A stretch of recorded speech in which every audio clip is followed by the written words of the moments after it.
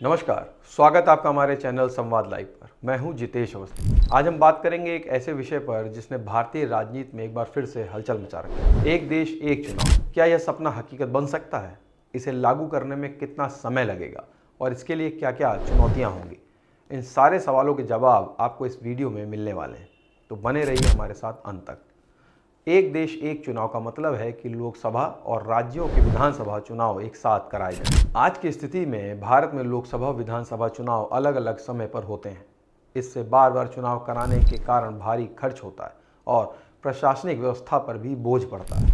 बार बार चुनाव कराने से सरकार और पार्टियों पर करोड़ों रुपए का खर्च आता है। एक साथ चुनाव कराने से यह खर्च काफ़ी हद तक कम हो सकता है। बार बार चुनाव के कारण पुलिस प्रशासन और शिक्षकों को चुनावी ड्यूटी में लगना पड़ता है, जिससे उनकी नियमित जिम्मेदारियां प्रभावित होती हैं।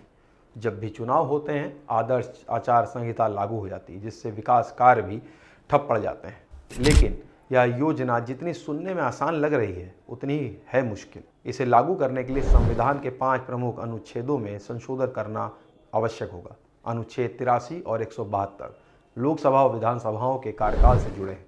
अनुच्छेद 85 और 174 राष्ट्रपति और राज्यपाल द्वारा सदन भंग करने के प्रावधान से संबंधित है और अनुच्छेद 356 राष्ट्रपति शासन के मामलों से संबंधित है। इन संशोधनों के लिए संसद के दोनों सदनों में 2/3 बहुमत चाहिए। इसके अलावा कम से कम 15 राज्यों की विधानसभाओं की सहमति भी अनिवार्य है। चुनाव आयोग को इसके लिए बड़ी संख्या में ईवीएम और वीवीपैट मशीनों की आवश्यकता होगी। इन मशीनों का निर्माण और परीक्षण करने में कम से कम 3 से 5 साल लग सकते हैं। मौजूदा लोकसभा का कार्यकाल 2029 में समाप्त होगा। तब तक इसे लागू करने की तैयारी पूरी करनी होगी। जानकारों का मानना है कि पूरे देश में इसे लागू करने से कम 10 साल लगेंगे। भारतीय जनता पार्टी ने इसे भारतीय लोकतंत्र के लिए ऐतिहासिक कदम बताया। प्रधानमंत्री नरेंद्र मोदी का कहना है कि यह देश की विकास की प्रक्रिया को तेज करेगा।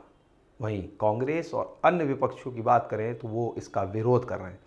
कांग्रेस अध्यक्ष मल्लिकार्जुन खड़गे ने कहा कि यह विचार लोकतंत्र की विविधता और क्षेत्रीय प्राथमिकताओं को अनदेखा करता है। सितंबर 2023 में सरकार ने रामनाथ कोविंद की अध्यक्षता में एक उच्च स्तरीय समिति का गठन किया था। कानूनी और संवैधानिक पहलुओं का अध्ययन करना, यह देखना है कि इस योजना को लागू करने के लिए क्या क्या संसाधन चाहिए। हाल ही में सरकार ने इस रिपोर्ट की मंजूरी दी और संसद के शीतकालीन सत्र में इस विधेयक के रूप में पेश करने की तैयारी शुरू कर दी। इसे जल्दबाजी में लागू करने से तकनीकी खामियां आ सकती हैं। ईवीएम और वीवीपैट बनाने वाली कंपनियों की वर्तमान उत्पादन क्षमता इस जरूरत को पूरा करने में सक्षम नहीं है।